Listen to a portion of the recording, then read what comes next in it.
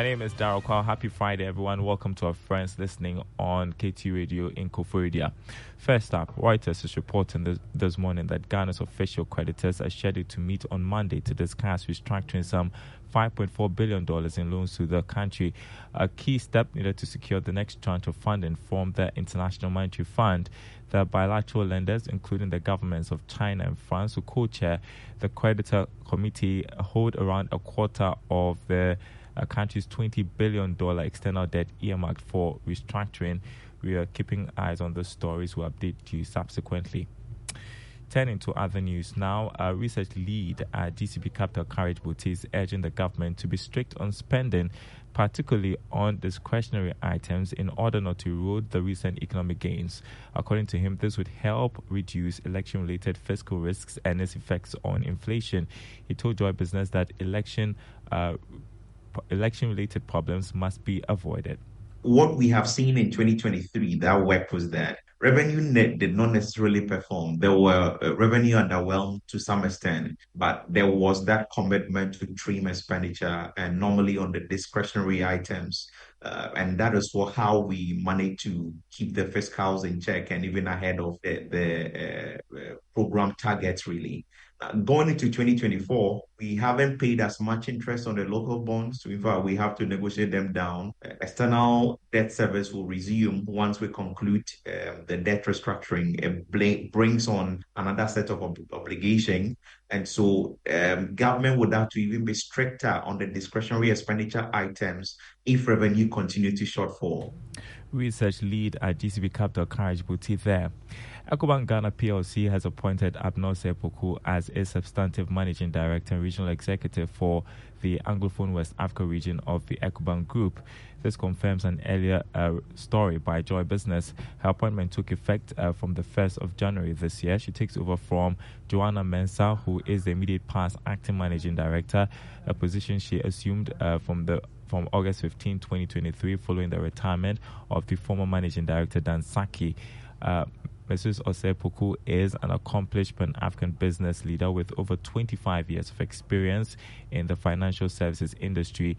Her expertise spans corporate and investment banking, business banking, and risk management at the regional level. She is the immediate past MD of Absa Bank Ghana. Now, the chief executive of the Agribusiness Chamber, Anthony Morrison, is warning of neglect of the agriculture sector by government in this election year. According to him, this could have dire consequences on inflation since it would affect food inflation. Speaking to Joy Business, he urged the government to prioritize the sector. In election year, government looks at certain critical sectors of the economy, and the agriculture sector is normally neglected. For instance, they look at roads because those are the obviously conspicuous physical items that voters look at. They look at hospitals, they look at education, schools. The agriculture sector is normally not looked at in election year because in election year, we see a lot more importation of non-food items. And you're going to see in the coming month how the non-food items are going to contribute towards the inflation. For instance, importation of campaign materials, vehicles, and several other things, and how this is going to have negative consequences on food. You heard Anthony Morrison, Chief Executive of the Agribusiness Chamber. The Chief Executive of eTransact Ghana Limited, John Appiah, says the limited digital infrastructure and reluctance by the public to adopt digital channels of transactions are the main reasons why Ghana is still a cash-based economy. Reacting to the 2023 KPMG West Africa Banking Industry Customer Survey, which points to Ghana being a predominantly cash-based economy, Mr. Appiah said more innovative products must be offered to convince customers to adopt digital transactions. He believes that's the way to go to boost the digital economy.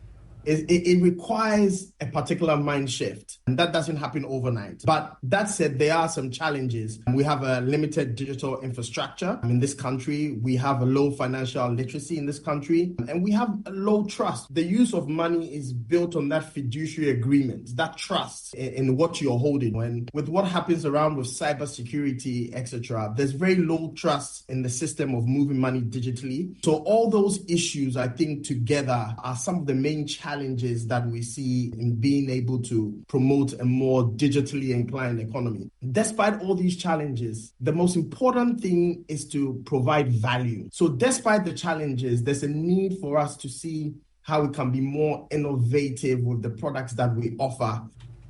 John Appiah is Chief Executive of eTranza Ghana Limited. Now, the year 2023 was regarded by many financial analysts as tough, recovering from the economic crisis. Many were laid off from work, impacting the socio-economic expectations in the process. Financial planning by corporate organizations for 2023 is often easier, but have you thought about how the informal sector does it? Well, with a week into January, Love FM's Mona Lisa Frimpong examines the financial preparedness of some informal sector players.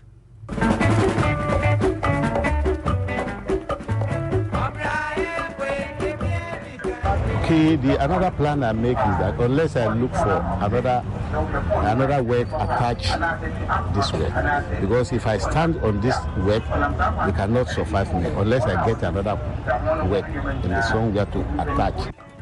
Safeguarding income lately has become a little hard. Price hikes of goods and services are partly to blame. Ama Santoa, a pure water seller, says this has affected her capacity to save. Yes, sir, no business, yes, I feel from an idea. You should near Tom and Koya, sir. You can't boy. I said, you won't you ever not what don't share. Business is not booming, so I am unable to save.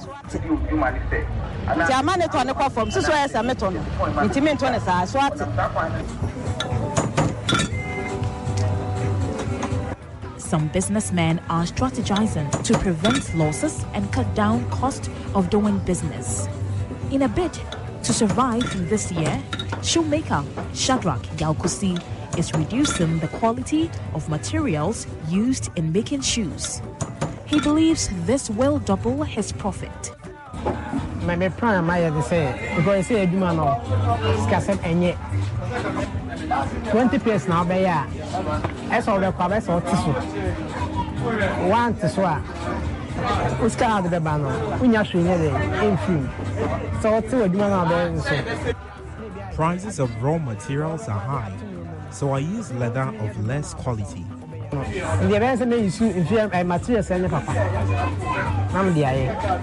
Because me super papa the Yamawa, about 20 minutes from the car, me question with the swat on my pump.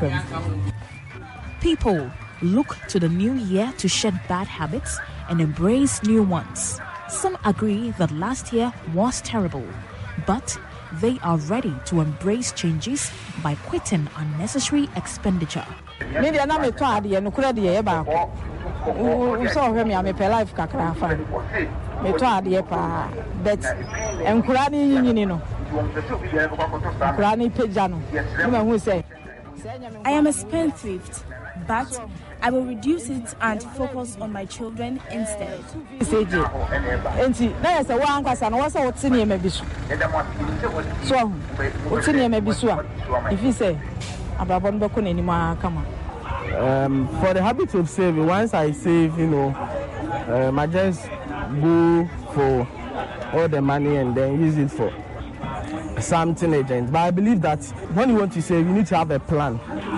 For Joy Business, Mona Lisa Frimpong reporting.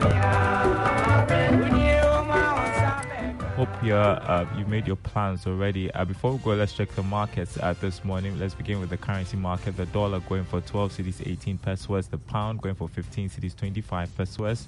The euro going for 13 cedis 25 pesos. On the commodity market, crude oil increased marginally to $78 a barrel.